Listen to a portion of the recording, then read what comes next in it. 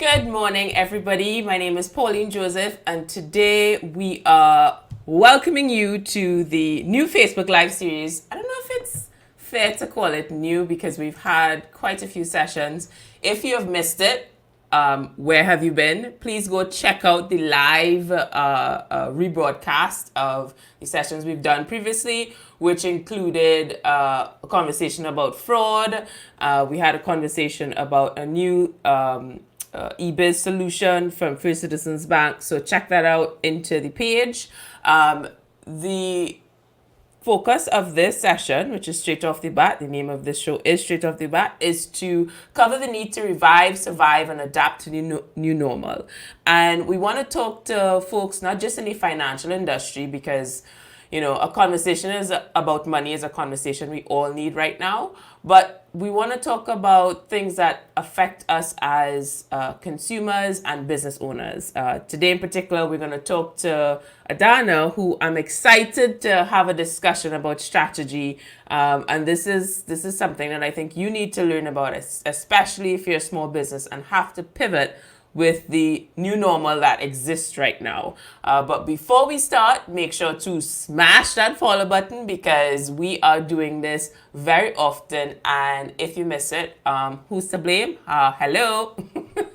Right? I am so happy to be given this opportunity to have these discussions, especially right now, because we really need that financial literacy and education because some of us didn't have parents to sit down and have a conversation. But, we're not blaming them. We're not blaming them. All right. So with that introduction, I want to introduce into the mix Adanna. And she is a Caribbean business coach, strategist, and consultant. She is based in Trinidad and Tobago. And for the last 2 years, she's been focused on the Caribbean region and has supported over 500 entrepreneurs. So with that introduction, Adanna, you want to tell us a little bit about yourself in terms of why you've chosen this field? Hi, good morning, everyone, and thank you for having me on. Thank you so much because this conversation is so important. For those of you who do not know me, I am Adanna Austin. I am a business coach and consultant, and I work with entrepreneurs to get very clear on their goals, identify their ideal clients, and develop these strategies to grow their business. And I've actually been a coach since 2015 and been a consultant since 2011. So I've been in the business for quite a while. And as I tell a lot of people, I grew up in a family of business owners. So it was quite natural for me to take this path. But I also recognize that a lot of business owners, not just in the Caribbean, but around the world, needed support and needed to learn some really good strategies, marketing and sales strategies to grow their business. And that's what I wanted to support businesses in doing. So that's what I do in a nutshell. That's my story. I became a full-time coach in 2016. So about for a little over 4 years. And I have helped over 1,000 businesses really develop these strategies to grow their business, specifically in my Facebook group, Dynamic Business Strategists, where we have over 4,000 entrepreneurs helping and supporting each other every day. Well, that's exciting. I think that if it's one thing we need right now is collaboration. And Yes. I want to get into what you've been seeing because with that type of numbers, obviously you have a general idea. And for those who may have just joined us, I know you're thinking, this is Bankers Association of Trinidad and Tobago. What does this have to do with banks? Like, what are we even Yes. talking about? But I think that it is important for us to have the discussion around because by default everything is about money. Let us be honest. Exactly. Right? Exactly. And we need to be strategic as to how we have in these discussions. And literacy and education is your actions around your business, as far as I'm concerned. Correct me if I'm wrong out there, guys. Definitely. Let me know. Definitely. Definitely. So, can you give me probably like the top two issues that you're seeing with small businesses. What is the effects of COVID-19 for them in Trinidad and Tobago?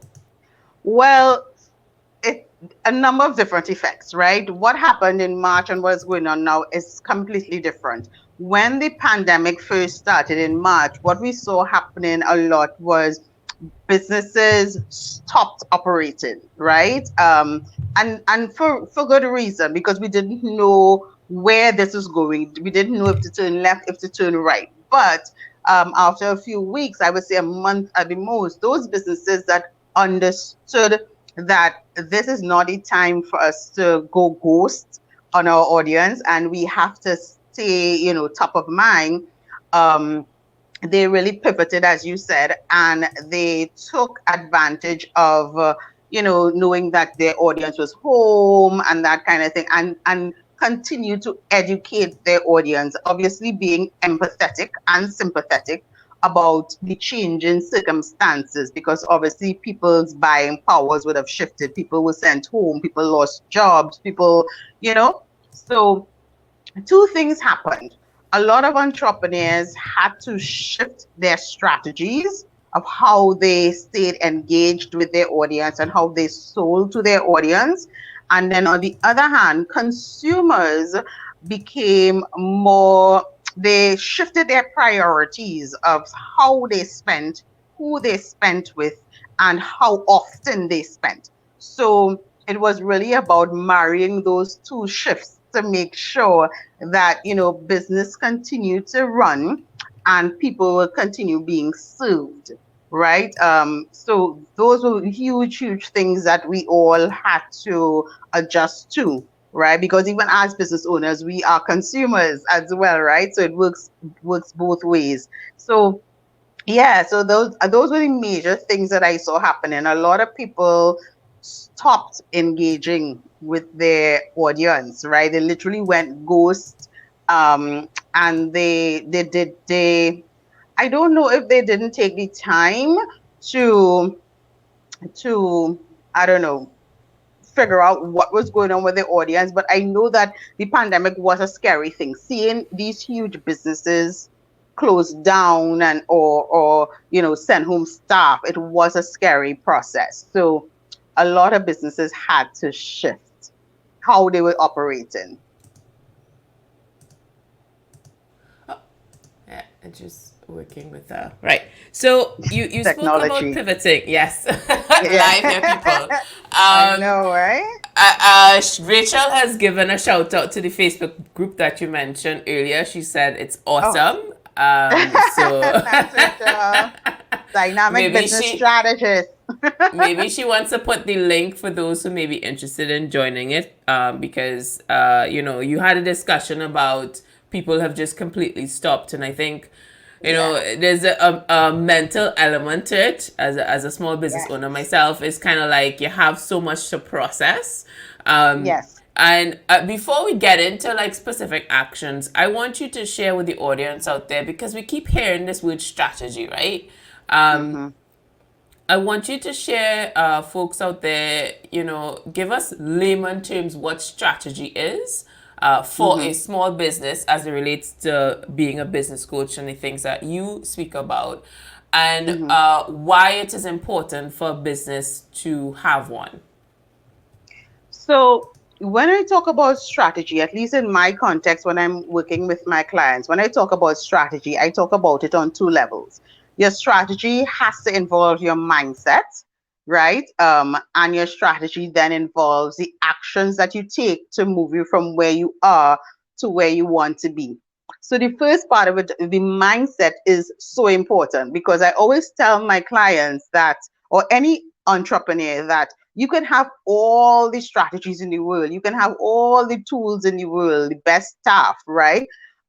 It would not work unless your mindset has also shifted, right? And your mindset is one that is set up for success. And I don't mean just being positive, but about believing that what I want in my business is very possible for me, and believing that it is going to happen.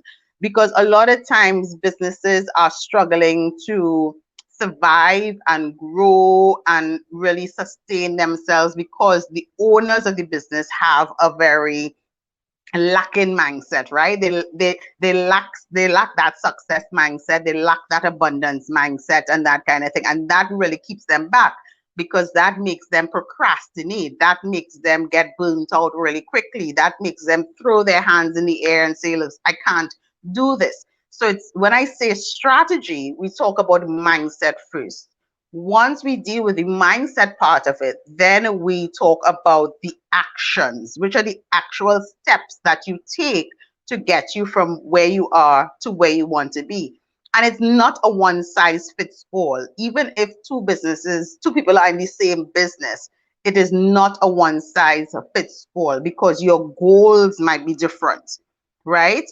And because your goals might be different, your strategies may be different.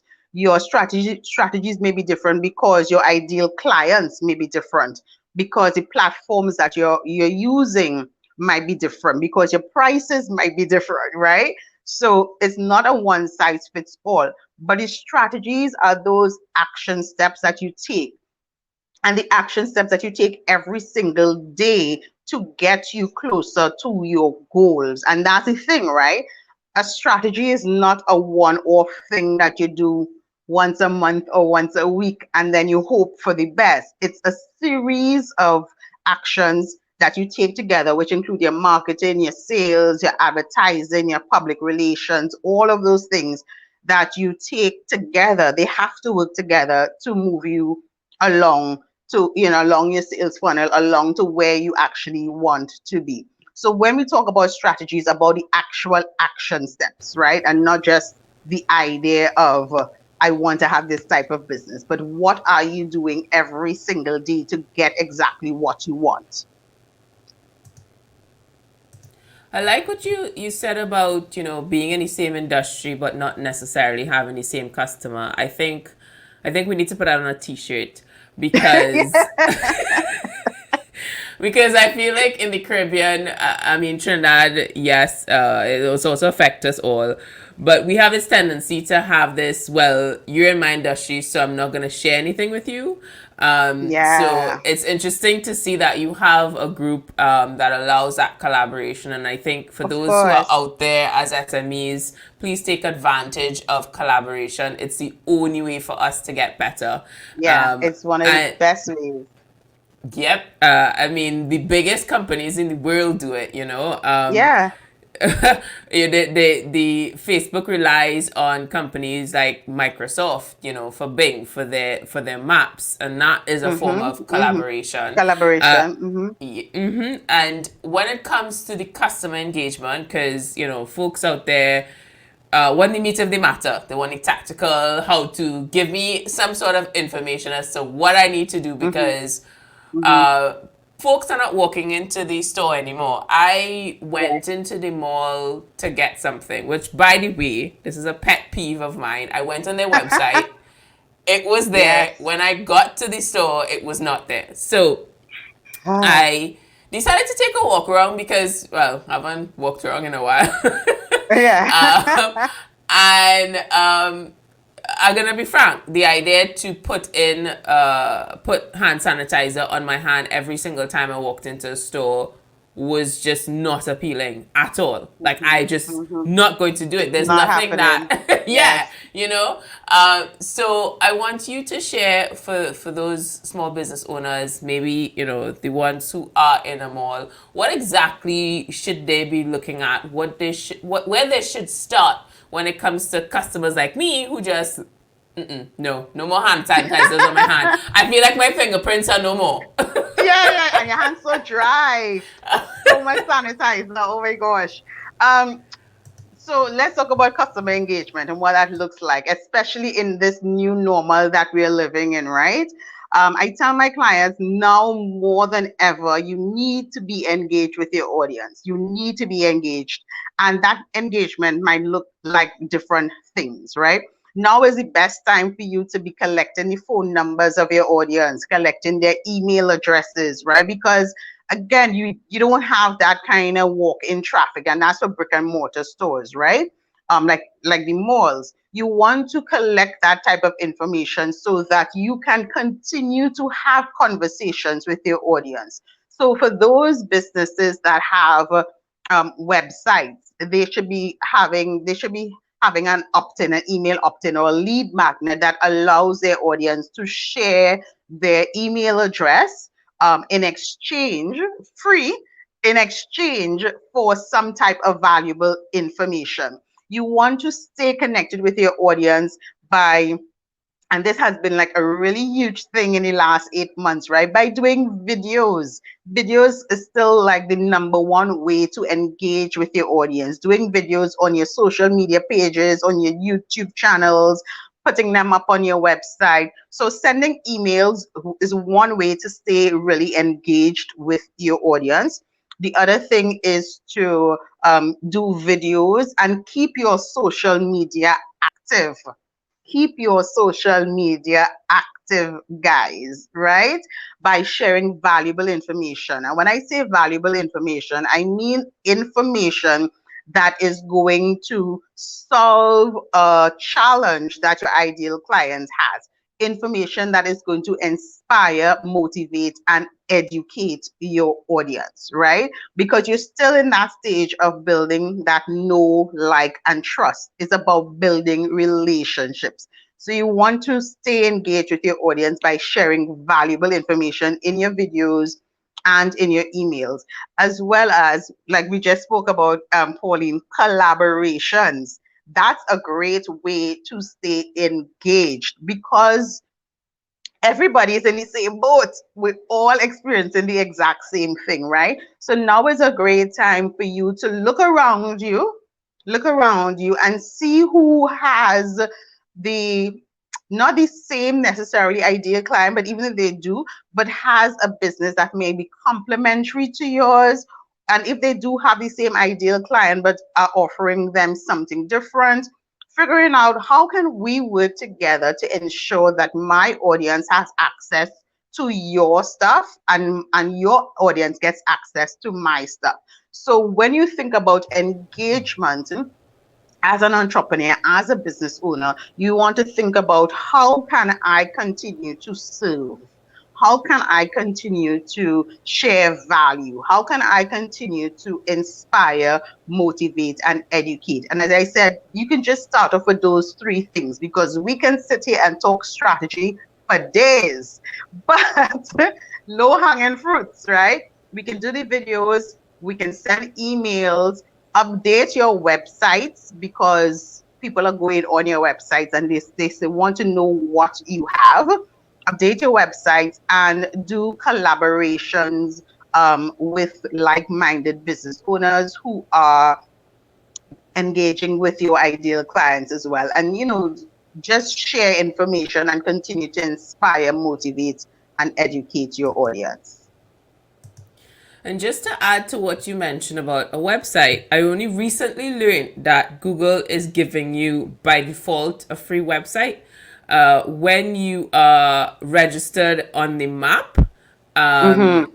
It's so fascinating. I'll try and see if I can get it and share it with you guys And in the share it, chat. yeah. Yeah. So when you have a Google map and the store shows up, so Yes. now that evolves into a website and it pulls information from your Facebook page and whatever Nice. people puts in. So like the reviews and so forth.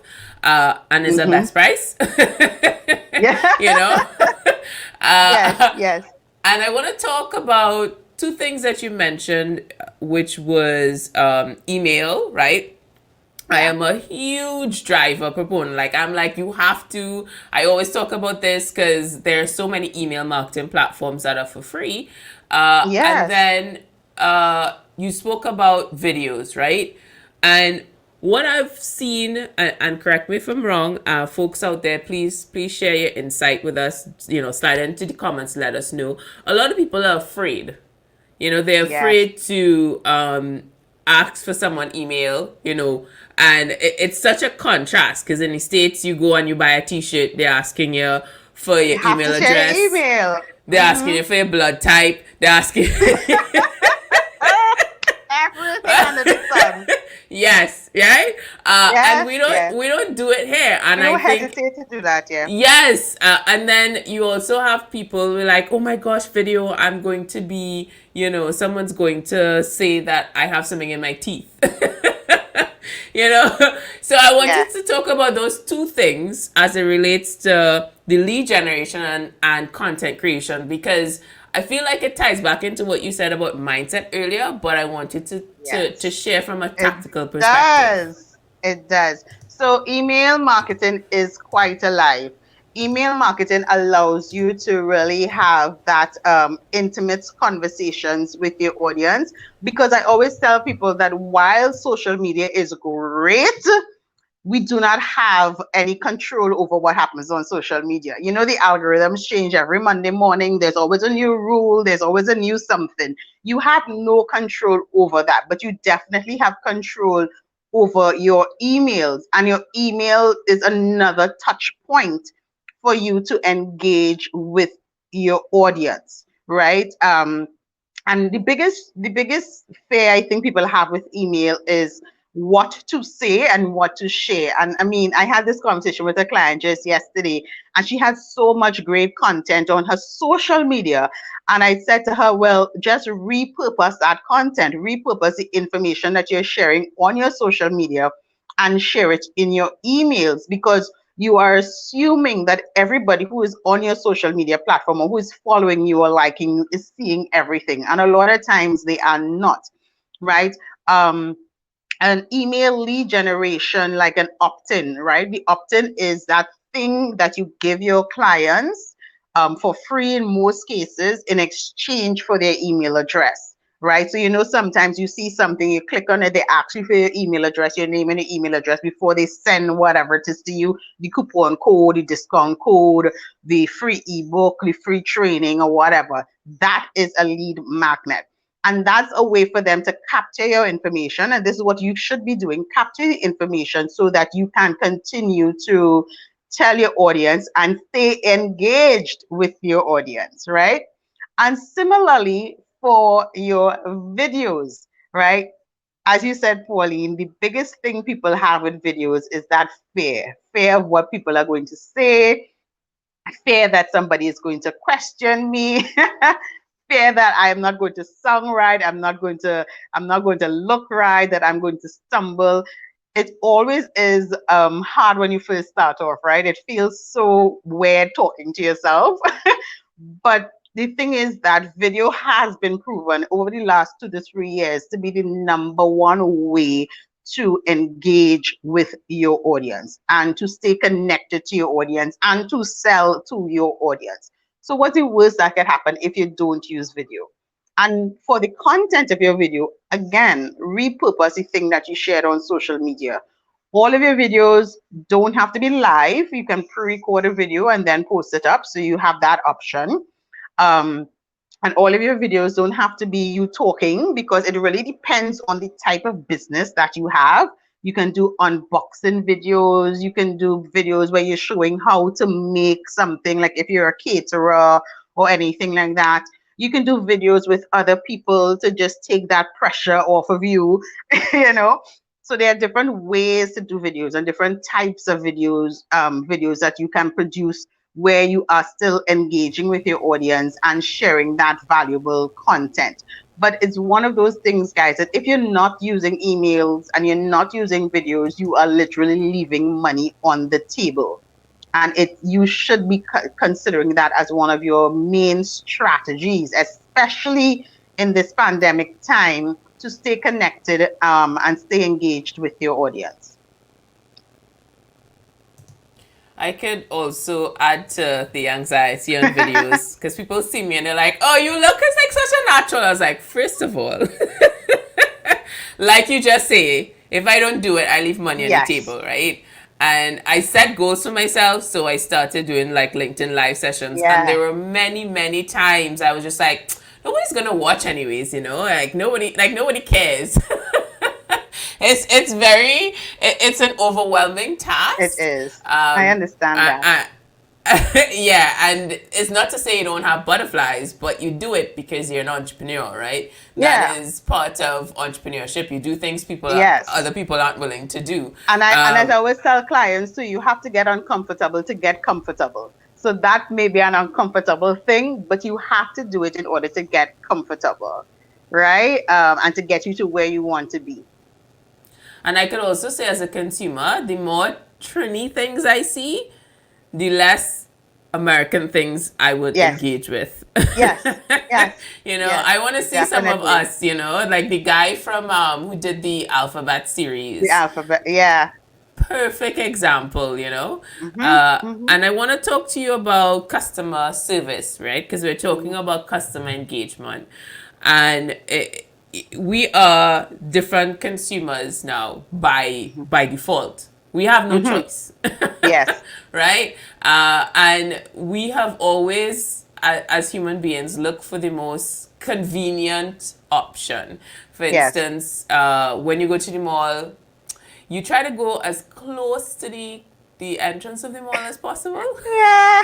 You want to park as close as possible. Yes. I am somebody who does triathlons, like on average 20-40 kilometer ride is nothing for me. But Mhm. God forbid there is a spot close to the door. I'm taken back. Right? Mhm. Exactly. So with Yes. that type of mentality in mind, what advice would you give to small business owners as it relates to customer service, right? Because I Mhm. find a lot of the times when I speak to business owners, so for instance, I went to the optician and his process is very long-winded, takes a lot of paper, and I've been there many times for a couple of years, so why do I have to keep doing the same thing over and over again? Yeah. And his Yeah. response to me was, well, I like a lot of paper. So I ask you this, Adanna. I Oh ask you my gosh. this. Uh-huh. What advice do you have for folks, for a customer that they no longer have because we're changed, right? And what are Yes. some of the things that they can do as entrepreneurs to understand how they can evolve to where we're living in right now? Woo, that's a nice one. You want to make it easier for your audience to buy from you. You want to make it as easy as possible, especially in this pandemic. People don't want to be out for long hours. People have they're teaching their kids from home. They don't have time. So you want to make the process of people buying from you or engaging with your brand as easy as possible. I had this conversation with a client just last week, right? And we were on a call and she was like telling me that she was not getting any sales. So we went through her sales process, and the thing that was actually keeping her back from her sales wasn't that people didn't want her products or her prices were bad, but the process to get the thing was way too long, right? So if you're on social media, if you have a website, if you have people coming in, you have to get people coming in, get all the information up front, right? Again, this goes back to your emails, right? Get all the information you need from them up front, right? You want to make that process literally just 2 steps. You don't want people to have this long-winded way of booking appointments or buying something from you. Now more than ever, customer service is your top priority, because people, they don't have time, and because a lot of people are working from home and they have other things that are taking up their time, they are, they want things to move a little quicker, right? And people are working with you in a more intimate way as well. So you want to make sure that your customer service is on point. And that could mean a number of different things, right? So for some businesses, as you can well imagine, for the pandemic, a lot of businesses have now added that delivery service to their business, right? Which wasn't there before. A delivery service, and those kind of things. You see, we have a lot more courier services. We have a lot more restaurants that are doing takeout and delivery, food deliveries, and that kind of thing. You want to make that process as smooth and as easy as possible, because you know why? if it takes too long to work with you or to get the thing that they want, they're going to move on to somebody else. And that's not what you want. So if you're offering something and people say, yes, I want it, you need to figure out, okay, what are 1 to 2 steps? How do I get this to them? They click on the link, they pay, they move on, and they get it. Right? Or they click on the link, they make their appointment, and they're coming back, they're coming to you, and they get a follow-up email reminding them about the appointment or whatever. You want to make that process as short as possible. I can definitely agree with that as a consumer, because a lot of the times I think people fail to realize that the competitor is not the store next door but Amazon.com. Yes.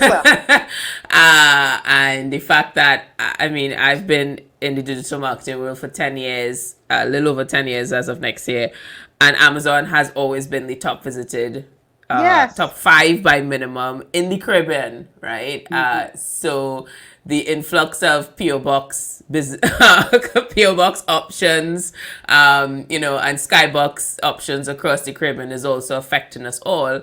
And I Mhm. want, you mentioned something about customer service, and I wanna to talk about the conflict of it, because I find too people shy away from digital because it Mhm. gives the consumer the ability to complain very easily, right? And I wanted to share some insights when it comes to resolution of certain, issues that a customer might have, because you're entering into a world that's different to just saying, I want a refund, and you say no. Yes. So can you Well, share some tactical advice there? so what I tell most of my clients, and again, it's a conversation I had yesterday, you have to have standard operating procedures. You have to have standard operating procedures. And some of those procedures, you have to let your audience know upfront. You have to let your audience know upfront when a discount can happen, when a refund can happen, under what circumstances it can happen. And you yourself, as a business owner, you have to be flexible, right? Because sometimes things happen out of your control, out of the client's control. And in this time as well of the pandemic, we have to be empathetic about, people's stress and mental capacities and stuff like that. But for every business, whether you're now starting out or whether you've been in business 10 years, whether you're online business or brick and mortar business, you have to have standard operating procedures, so that when a client buys from you, when you go on these websites, you see what the refund policies are, so you know upfront what those things are. You have to include those refund policies in your contracts as well, right? You want to include those refund policies on your what you call it, your invoices and all those kind of things, to protect yourself as well as to protect your ideal clients, protect the consumers who are buying from you. So you want to set up those standard operating procedures. What happens if this occurs in my business? What happens if a client buys something and it tears? What happens if a client buys something and it breaks in the store before they leave? Just think of all the scenarios that can actually happen, because there are many, right? But you want to create those standard operating procedures and share them upfront with your audience, so that there is an expectation from you as well as from the customer, so that there are hardly any surprises at all, right? And make those things very, very, very clear. So those standard operating procedures, I think, is the key to ensuring that you are covered. And I think that ties back in well to what you mentioned earlier about strategy, right? So that Yes, that mapping out that plan should yes, have plan A, plan B, plan C. yes. And with this new normal that we're living in, what are some of the expenses that small businesses can expect to incur that they would not have previously? You know what? It's quite funny because I think that there are not many more expenses that you should incur. When we're talking about the customer engagement, right? We want to think about now you have to come up with different ways for your audience to engage with your business or buy from you, right? Because their spending habits may have shifted. So this is the age of digital products, right? This is the age of digital products. And that's one tool or one strategy you can use to ensure that you remain engaged with your audience. It allows you to provide some kind of value to your audience at a much lower cost, so that they can keep coming back and they can keep engaging with you.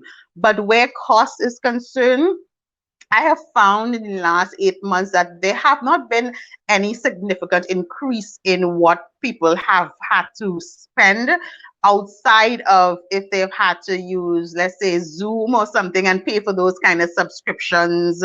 As even if they're doing deliveries, right? A lot of the times companies who have added deliveries as part of their strategy, the consumer really absorbs most of that delivery cost, right? So it's really how you set out your business. But I can't say that a lot of entrepreneurs have had to expend a lot more money in this time to um, develop those additional strategies that they're using right now during the pandemic. So, when it comes to customer engagement, we spoke about the video aspect, Mhm, we spoke about lead generation. mhm, Uh, you have so many different platforms now, right? As a mhm. small business, you're the cook, the bottle washer, Bottle washer, everything. Yeah. the broom sweeper, everything, right? And what advice would you give to a business owner that may have shied away from social media all this time? I know, shocking, there are a few out there. Why? I Yeah. know. We both are in the wrong profession to be like, what? These people exist? Why? No social media. But I have people having conversations about TikTok, you have Instagram, you have Facebook, you have YouTube, you have, email marketing, all these different platforms. What Mhm, advice would you give to a small business owner that may feel overwhelmed by all these options? Where do mhm. they begin? I would say to you, and this is a really good question, right? Because some people believe that I need to be everywhere in order to get as much sales and as much as engagement as possible. And what you're doing by having that thought and actually trying to do that is burning yourself out. You do not need to be everywhere and you do not need to be everything to everybody, because you are actually trying to sell or trying to engage with a specific niche of people. I always tell my clients, you're not trying to sell to everybody. You're trying to sell to a specific niche of people. You're trying to engage. And you have to make that decision of where are they showing up.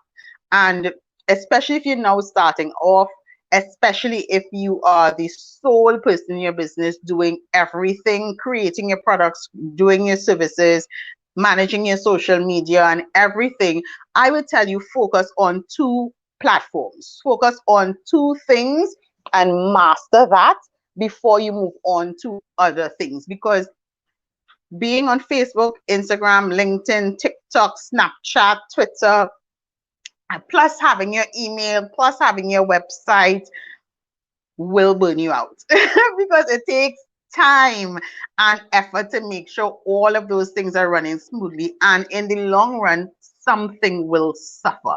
So figure out where your ideal clients are, where your soulmate clients are, and spend time there, right? Spend time showing up there in a very valuable way, inspiring your audience, motivating your audience, and educating your audience. Spend time there. And just as a caveat, it might not be Facebook, guys. It might not be Facebook. We always tend to feel like the first place we need to start is Facebook. But depending on what type of business you have, it may not be Facebook. You have to spend some time doing research on who is your ideal client, what they want, how they use the different platforms, because even though most people may be on Facebook, you have to figure out what are they using Facebook for. right? And that will help you make the decision of if I should be on Facebook or if I should be on Instagram or if I should be on LinkedIn, because each platform was made for a specific type of person and a specific reason. And you have to make sure that your business goals are in alignment with that and your ideal clients are in alignment with that first before you just jump onto every bandwagon, right? You want to niche down, do your research, and then decide. I would say 2 platforms, if so much, but make sure you have an email list and then go from there. And as your business grows and you start to add staff, then you make an assessment of if you need to go on to these other platforms and if you need to add these other things, because you don't necessarily need to add everything onto your plate. You're speaking some gospel there. I'm just like, Hallelujah. it's just there's so Oh many that gosh. that requires a whole event on its own, right? Yes. And for this session, we're talking about customer engagement. If you just joined us, and because 9.9 or 9.5 of the times out of 10 your customers are on social media, if they're not on social media, they're 1 degree away from it. The Yes. conversation has shifted in that space, but I want to for you to share some insight into the customer, right? Because you spoke earlier about, you may be in the same industry, but you have a different customer. And what I find very common is when you ask somebody who's their customer, their response is everybody. Oh yeah. And I want you to speak directly to that, because I have this thing where I say if you talk to everybody, you talk to nobody. Exactly. So I want you to share insight a little bit more as to, what do you think about somebody who aren't like, that's their their Like that. Yes, strategy. yes, yes, yes. And what advice would you give them? My advice would always be to do your research. As I said before, you're not trying to sell to everybody, you're trying to sell to a specific niche of people. And the more that you niche down, the easier it is going to be for you to sell it, the easier it is going to be for you to engage, the easier it is for you to go is going to be for you to build an audience, like raging fan of audience. Because the truth is, you don't need 100,000 people to make $1 million. Yeah, you don't need 100,000 people to make $1 million. You can have 5,000 people following you and make $1 million. It really depends on what you are offering to them. But you want to niche down on your audience. You want to get very, very specific about who you are serving. And a lot of times, business owners, when they start their business, they are their first customers, right? They started a business because they recognized they had a challenge and they figured, you know what, I can solve this challenge. Or it started off as a hobby and then they turned it into a business. So you want to do some research about who actually needs and wants. And I'll give you some examples. So somebody might be selling phones and they might say, I'm selling phones and everybody needs a phone. So I'm trying to sell to everybody. But no, you're not trying to sell to everybody. If you want to sell high end phones or phones that are for like the tech savvy, or phones for people who are in business and they need good cameras and they need good memory, you need to be really, really, really, really specific about who you are selling to, right?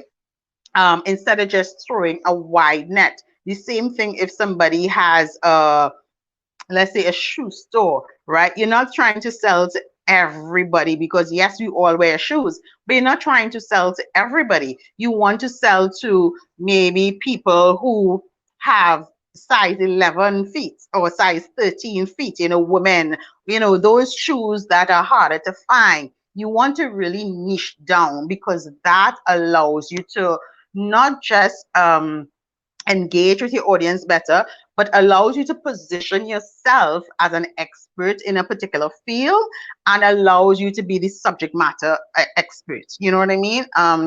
So you don't want to just sell to everybody. You don't want to just talk to everybody. You don't want to just spread this wide net.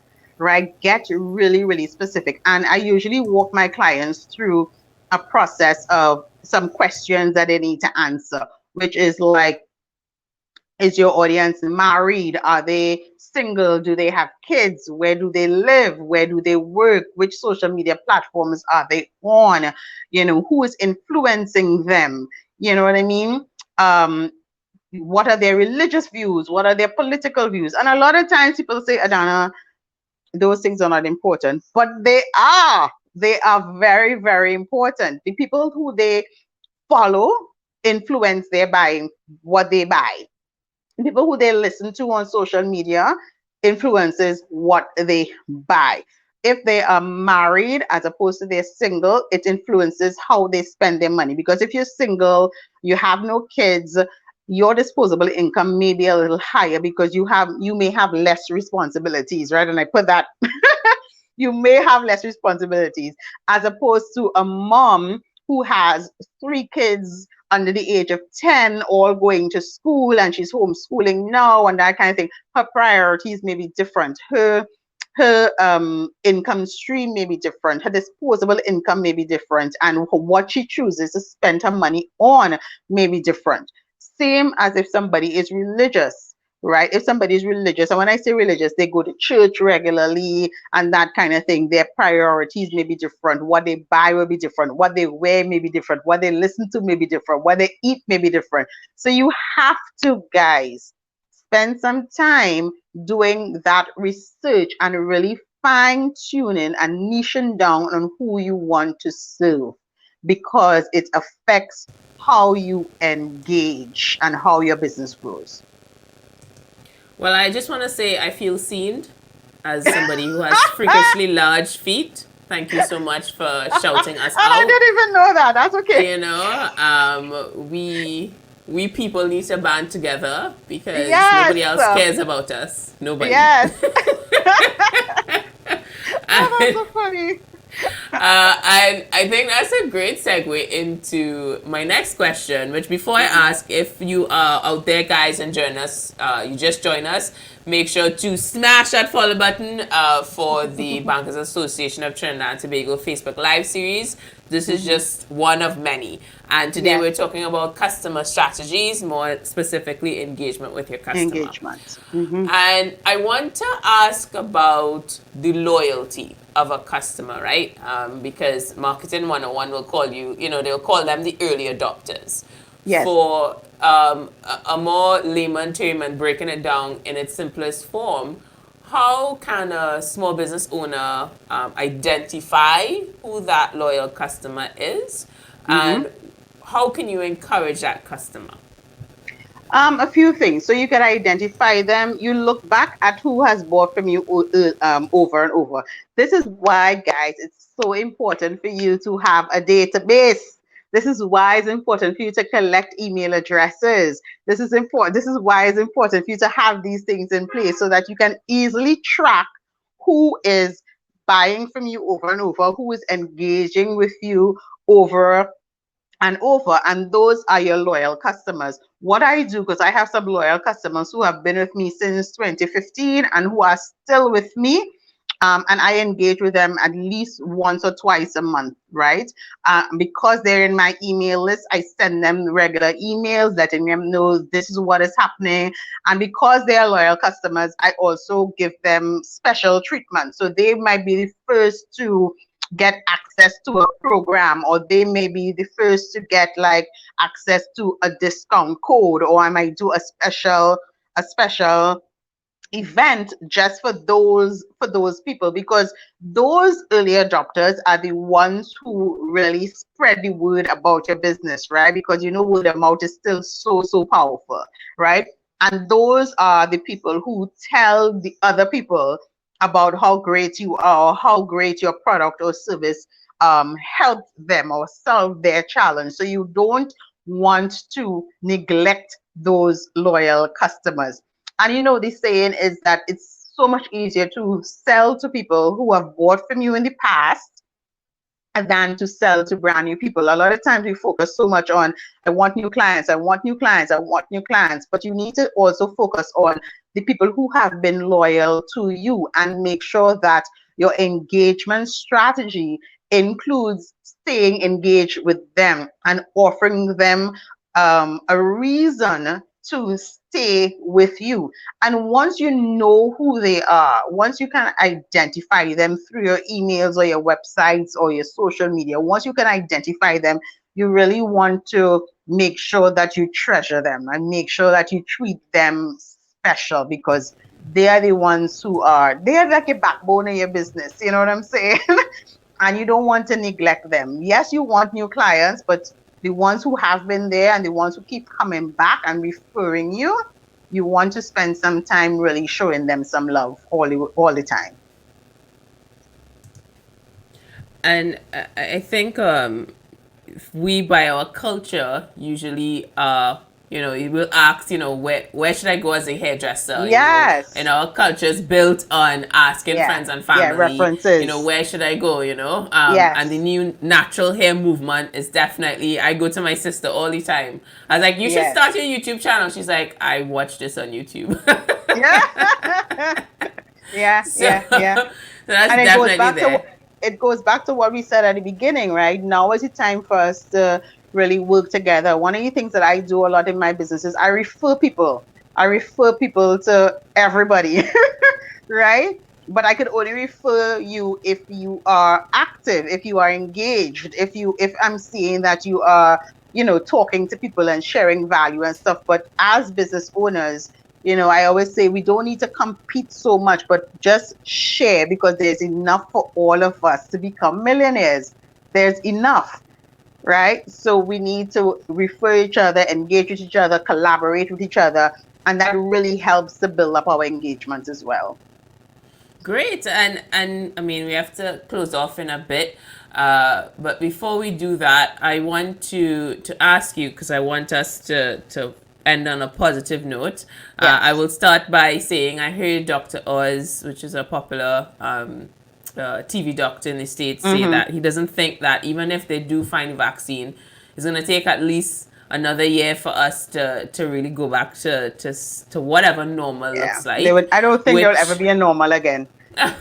Well, I mean, our normal is now, right? So every normal is now. What advice would you give to a small business owner, or maybe somebody who is looking to open their business? What advice would you give to them as it relates to building a customer database and maintaining their engagement? Because it can become very overwhelming, coupled with, that event that you may have heard. I don't know if there's this election going on. I don't know. Did you hear about that? No, I don't know. I don't know anything about So that. there's all this information, in an information age, and so many things are happening, and it can become overwhelming. So what advice would you give to that small business owner? I would say now more than ever, you need to do what I call social listening. In our terms, you need to mako. You need to do some social listening to understand the pulse of your ideal clients, to understand what they're feeling, what they're thinking, what their buying habits are. You need to spend time doing that now more than ever. And in doing that, you will figure out, what really would work for your ideal clients, right? You would figure out exactly what solutions you should be offering to your ideal clients, because the things that you may have been doing post-COVID, the strategies that you may have been using post-COVID may not be applicable now because people's lives have shifted, right? So you need to do some active social listening. And what I mean by that, we all on social media, scroll with a purpose. Scroll with a purpose, right? Follow your ideal clients. Read, trending articles in your industry, in your niche, to really understand what is going on, because you don't want to come across as insensitive. You don't want to be one of those people who don't know how to read the room because they don't know what's going on, right? And once you do that social listening, you can adjust your strategy to really focus on engaging with the right people. And we have a few businesses in Trinidad who did that really, really well when the whole pandemic broke out, right? They and I saw them doing it, and I was so proud of them. They actively listened to their audience. They actively listened to what was going on in the world. They actively listened to all the information that was coming to them, and they pivoted their strategy so that they stayed engaged with their audience, right? So that they didn't disappear. The messaging that they were sharing on their social media, on their blogs, on their videos, on their emails shifted, and spoke directly to the challenges that their audience was having. They didn't, shy away from the conversation at all. They spoke directly to the challenges that they were having, and then they offered their audience a solution based on these new challenges that they were having. And businesses that were able to do that, you would realize that 9 months later, they are the ones who are really, really thriving, right? They didn't stop operations. They didn't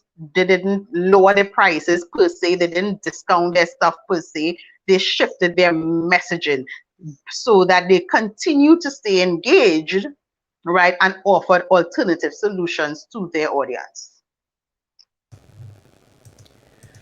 That is a great way to end this session. Thank you so much, Adanna, for sharing your time. Not a problem. And if you've just joined us, make sure to slide up to the comments because Rachel was kind enough to share the link to Thank you, Adanna's Rachel. Facebook group. Yes. And as we mentioned earlier, now more than ever, we need to collaborate. So thanks again, Adanna. So what we'll do now is say goodbye. And if you are just joining us, you could actually, once this closes off, you can watch the replay. It is definitely a wealth of knowledge for small business owners. Make sure to head off to batt.org.tt to learn more about the Straight Off the Bat newsletter. And if you want to learn about the fraud conversation we had, which there's this thing called social engineering because a lot of people are on dating apps. It's so fascinating, from Antonio, who works at RBC. We also had a discussion with Mark from First Citizens Bank. He discussed a new EasyBiz solution that is fantastic for those who want to look at e-commerce. There's even a social button, so you can as a consumer, I can purchase your stuff with just a buy now button from Instagram. From social media. So go check it out in our live session on the menu on the Facebook page, and you will learn more there. Thank you so much for joining us again, and I can't wait for you to join us on the next session. If you want to give us some insight into what you would like to learn in the future, slide into DMs. We are happy to hear what you have to say. So have a good day. I don't even know what day it is anymore. We all on a lockdown and we're trying to figure it out. But have a good one and see you on the next Straight Off the Bat series.